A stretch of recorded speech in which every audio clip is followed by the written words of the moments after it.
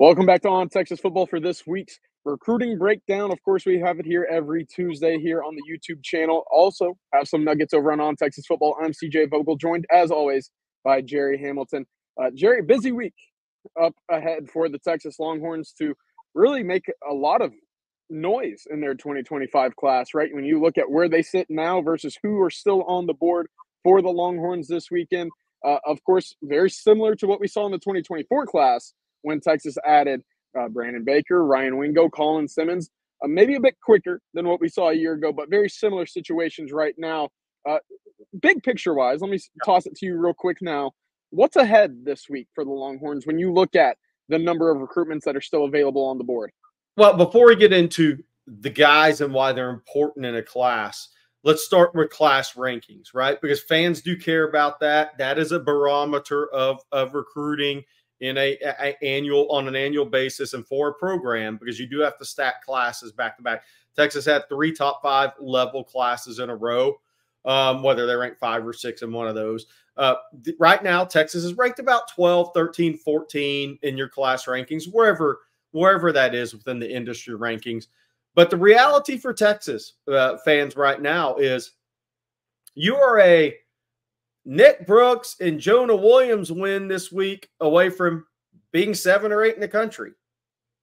And then what happens with Jamie French the next week? And then what happens with Michael Terry long term? I mean, because of the guys that are left outside of Nick Brooks are arguably 5-star ranked players at different recruiting services.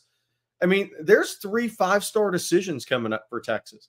Those things vault your class into the top 5. And then it becomes, do you fill all your needs? So there's a lot going on with this Texas class. It's been a winding road. There's been some bumps in the summer, but the reality for Steve Sarkisian and the staff are they're 3-4 key wins away from having a top 5 ranked class. And if you win 3, if you were to win Nick Brooks, Jonah Williams, and Jamie French before the kickoff of the 24 season against Colorado State, Texas would be sitting there with the 6th, 7th ranked class in the country. And then it's about filling needs. And if you have a class that could get the 24 prospects, it's still likely you have a top 5 class for a 4th straight season in a row. So while it's been a little winding, CJ, the end goal from a class rankings perspective is still right there in front of this staff. Absolutely. It's going to be a busy week. It's going to be a busy 10 days when you go all the way to August 30th for Jamie French as well.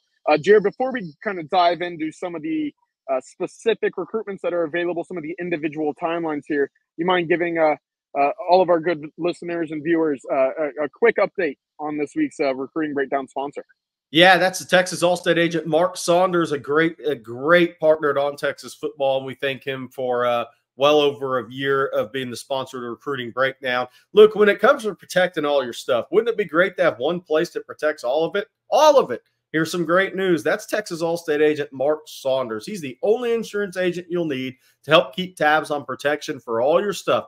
Everything from your home, car, boat, to your motorcycle, RV, and even that ATV if you got one. Call Texas All-State agent Mark Saunders' office today at 512-218-8571. Again, do what so many other On Texas Football family members have done. That's called Texas alum Mark Saunders today. 512-218-8571. Perfect. Thank you, Gerry, and thank you, Mark Saunders, again for being this week's sponsor of the the recruiting breakdown. Gerry, we mentioned 10 days from now, going to be very busy. Recruitments, decisions, commitments. They're coming, but they start tomorrow. And that's going to be Michael Fusi, the 5-star out of Louisville. Of course, you put up the article today on Texas Football. It's a great read for those who haven't just yet. Just some of those recruiting breakdowns, where Texas sits right now, what's kind of their likelihood to land some of these prospects versus some of the competitors. Right now, it still feels like Oklahoma is that team to beat at the moment. Of course, Texas will try to make a late push late this evening, early tomorrow. What's the latest on Michael Fusi, Gerry? Yeah, I think, CJ, your sources, my sources, we're all at the same point. We'd all be surprised if it wasn't Oklahoma. Look, upsets do happen in recruiting. I think this would be an upset at this point if it wasn't Oklahoma for Michael Fusi, but we have to wait for his decision. Obviously, I think the ability or the vision to come in and compete right away, CJ, for that left tackle job. Whether that's realistic or not for a 17-year-old offensive tackle who's only in his 4th year of padded, organized football, whether that's really, truly realistic or not, that is, I think Oklahoma's done a really good job selling that, and he can see that possibility. Of course, he's got a good buddy at Louisville that's going to be a PWO Yes. by Bill Bedenbaugh up there as well.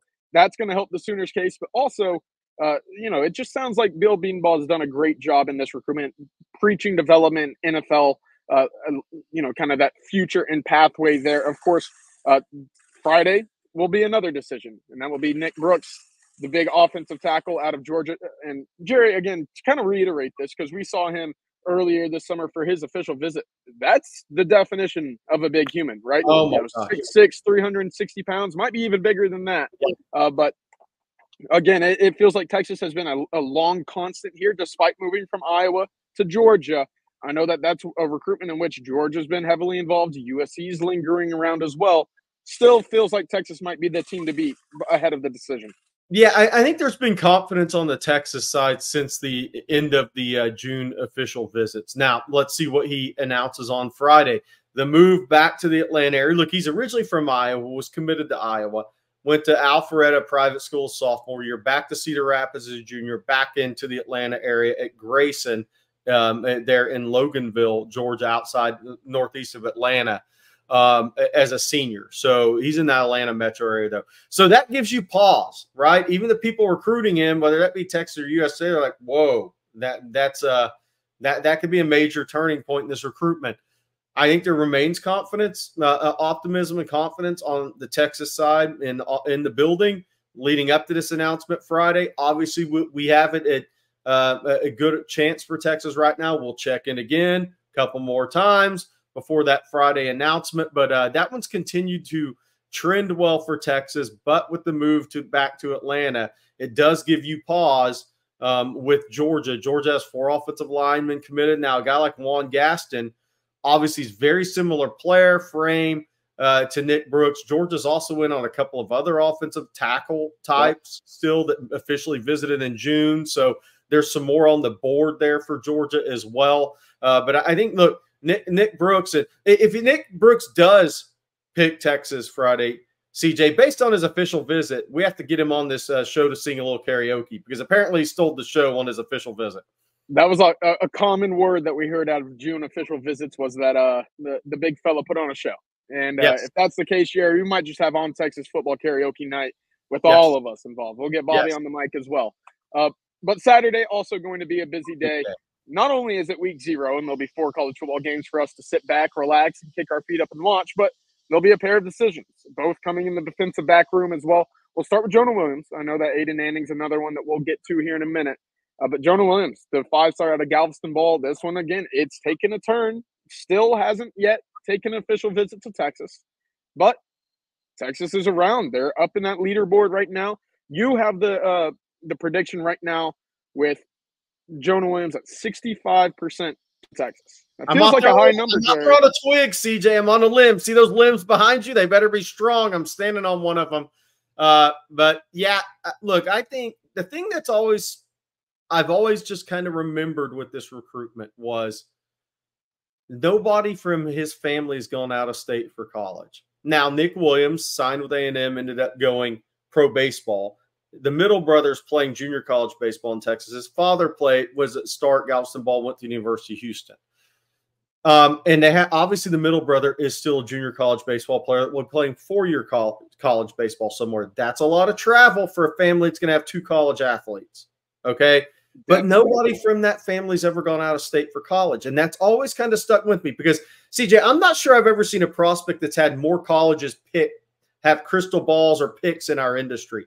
It was Oklahoma, A&M, Oregon, LSU. 4 teams have been picked for 1 player, okay? Which means nobody really knows where he's going. And it's been all over the place. And I'm not saying – I'm not blaming the industry for that. What I am saying, though, is when there's college football and there's college baseball and there's the possibility of MLB baseball, which he now squashed that's a hard recruitment to navigate. For college coaches as well. But now that he has said he wants to play college football, and that was his first time that when you decide to graduate early in December, like he did, he told us, we broke the news at On Texas Football 2 weeks ago. When he announced that, that was the first time I think everybody said, whoa, college football is actually going to be more important than baseball in this recruitment. College baseball is now important too because the MLB draft is done. Once he enrolls as a scholarship athlete at the school he picks, and that will be in January, he's out of the MLB draft once he becomes a scholarship athlete for 3 years, to my understanding. So that's a major shift in his recruitment, and I think for the colleges as well that have been recruiting him. But look, is he going to go far from home? I just don't think the stars align for Oregon on this one. I think he's going to stay close to him. Will he leave the state? Nobody's left the state yet in this family. So that's not great news if you're LSU, especially with 4 DBs already committed, 2 surefire safeties, DJ Pickett, Cade Phillips, or the other guys who may or may not be corners. Texas and Texas A&M don't have a safety commitment in this class. Either one of them. A&M has 4 DBs committed. They're all corner nickel. Maybe one guy can play a safety, but he's not a true safety. So neither school has a safety committed, CJ. And I've always wondered if he would actually go out of state for college. His father's a judge in Galveston, and I think things – and look, and if you come down to Texas and Texas A&M, Texas coming off a college football playoff, they're moving to the SEC. Jim Schlossenhagel's hired at Texas. There's some things in Texas' favor late in this one, and they got the last visit. That's right. It's a great segue, too, talking about defensive backs and safeties, because Texas did just lose a safety commit. Cade Phillips flips over to LSU, perhaps maybe so to play cornerback. That could have been a big piece of it. But Texas also in the running for a Louisiana cornerback at the moment, Aiden Anding, which maybe feels like has been slipping a little bit. You have it at 20%. LSU and Arkansas teams with higher percentages at the moment, Jerry. Does that decision with Cade Phillips change anything there? Does it open the door again for LSU to capitalize with momentum, or is it all just kind of up in the air at the moment? I think if he wasn't a kid in the state of Louisiana, it might.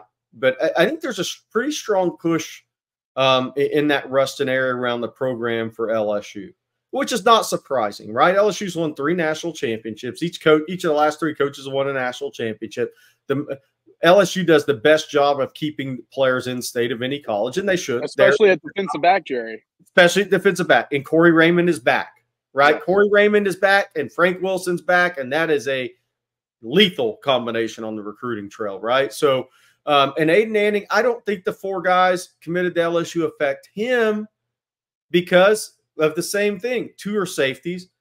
2 are guys that are going to get a chance to play corner, but who knows if they are truly going to play corner. Aiden Anding, obviously, now you can sell him on being the last DB in this great class of defensive backs. And yes, we were late to offer you, but we want you in this class with these other 4 guys. I think Arkansas, by the way, maybe has the best relationship, has done the best job recruiting him. Now, they've also been recruiting him longer. I honestly believe if Arkansas was an 8-4 team, that might be his pick. But that's interesting. There's too much hesitation. That's a tough recruitment to win for Arkansas. They won Trevin Wallace, a linebacker out of Georgia, who's a stud, by the way. He picked Arkansas over Florida State and Florida, by the way, in Tennessee. But I think that one's tough. I think Blake Gideon and Terry Joseph, Blake Gideon, area recruiter, Terry Joseph obviously recruits corners, have done a really good job in the recruitment. And I think if LSU hadn't come in and offered, Texas and Arkansas really were going to duke this thing out. And I'll say this, even if he were surprised and commit to either Arkansas or Texas on Saturday, LSU doesn't. That's not going to bother LSU because they still have an official visit and they can get him down to a game. So this recruitment, if he goes somewhere other than LSU, does not end Saturday. But I do think there's some push in the Ruston area for LSU. There's a couple prospects that we've heard of that still has official visits at a school that maybe not be the choice right away. So it'll be interesting to watch how those dominoes fall. Real quick, Jerry, we got 2 more prospects to get to. But before we do that, one more message about our good sponsor, Mark Saunders and Allstate. Yep. Wouldn't it be great to have one place to go that protects all your stuff? Well, you got that if you call Texas Allstate agent Mark Saunders. He's the only insurance agent you'll need to help keep tabs on protection for all your stuff. Home, car, boat, motorcycle, RV, and ATV, all of it, anything you can think of. That's Texas Allstate agent Mark Saunders. Call his office today, 512-218-8571. Are you in good hands? You'll be in Jerry Rice great hands with Texas alum Mark Saunders. Give him a call today, 512-218-8571. All righty. Thank you, Jerry. And again, thank you, Mark Saunders, for sponsoring this week and every week's. TJ, now it's my time to ask you. You were just at Alamo Heights. You just saw Michael Terry. What were your takeaways from the Michael Terry school stop? Kind of what are your thoughts on Michael Terry right now before we get to Madden Foro?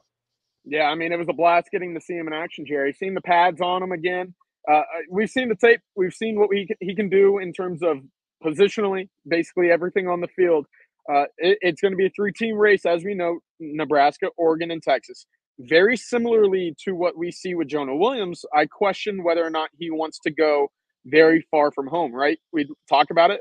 We've made the joke here on Texas Football. I can get to Alamo Heights in about 55 minutes. I know some folks are scratching their head a little bit saying, how fast are you driving? But the point being, it's not far from home. And I think that's going to be a big factor for him. Of course, Sarkisian and really the entire staff, going back to his official visit, Jerry, has done a great job of pitching him Texas, the brand, and its brand of football, the style of football that they play offensively, saying we will find a place for you on the field, whether it be wide receiver or tight end, or, hey, wherever we can get you the rock. I'm not sure running backs in the picture there like Oregon is pitching at the moment, but that's not to discount what Oregon has done so far. So I know that that Michael Terry is a big fan of Oregon. I know that they're sticking around, as is Nebraska. Matt Rule's Will Stein's done a good job. Austin area guys done a good job in this recruitment, keeping Oregon in despite being far from home, right?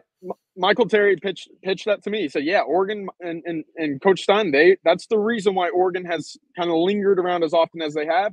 For Nebraska, it's Matt Rule. So yes, he's fighting with the area recruiter from Oregon and the head coach of Nebraska. Still, however, that distance is going to be a big factor. And right now, I have a hard time believing that Texas is not that team to beat right now.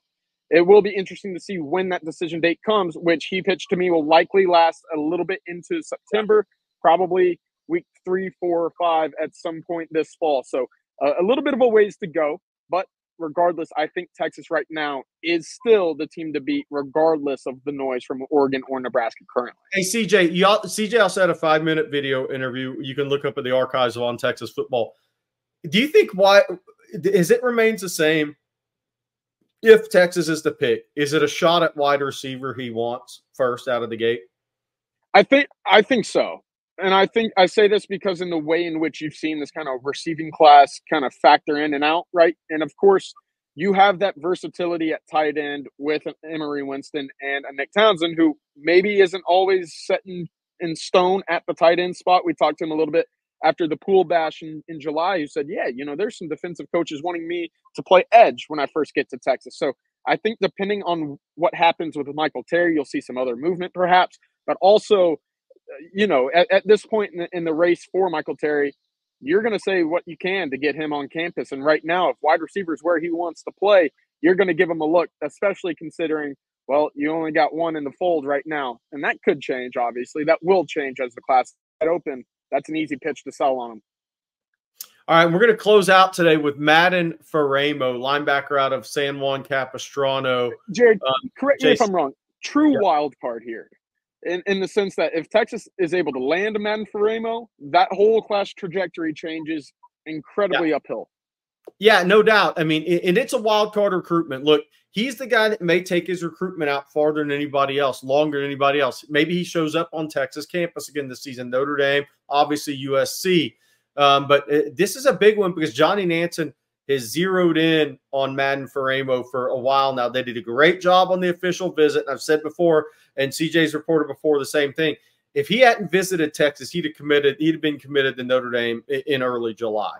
So Texas did a great job. Texas is trying to get this recruitment to plowed as long as possible, get him back on campus for a game atmosphere, let him see what the defense is going to look like with Johnny Nansen's factoring in to Pete Kwiatkowski and Johnny Nansen being a linebackers coach. So there's a lot of at play in this recruitment. Johnny Nansen's working. I think Notre Dame's out in front right now. They've had a big lead, and I think USC's probably third to Texas. But the longer it plays out, if Texas can get him back on campus, I think that increases their chances. That's the whole key in this recruitment is get it to play out as long as possible, get him back in Austin for a game so he can see Austin. He can have a few games to see what Johnny Nanson's going to do with the linebacker position. Get him around Anthony Hill during the season if you can get him back on campus. And right now that's the plan, is to go visit Notre Dame and Texas and USC. But that would be a major recruiting win and probably an upset win for Texas. Yeah, absolutely. But you hit the nail on the head there, Jerry. If it wasn't for that official visit and that June kind of trip to Austin, I think he'd be wearing the golden helmet right now and moving forward. So credit to Texas for at least lengthening this one on a little bit. And, of course, if they're able to get him back down to campus, who knows what might happen again. But that'll do it for this weekend's recruiting breakdown. Of course, thank you again to Mark Saunders and Allstate for sponsoring. For more updates that'll come in this week, of course, some of the fireworks will kick off on Friday, Saturday. We'll have a decision, maybe a surprise decision tomorrow as well with Michael Fusi. But for now, a lot of updates, a lot of fun to come on ontexasfootball.com. Come join the community. And as always, welcome.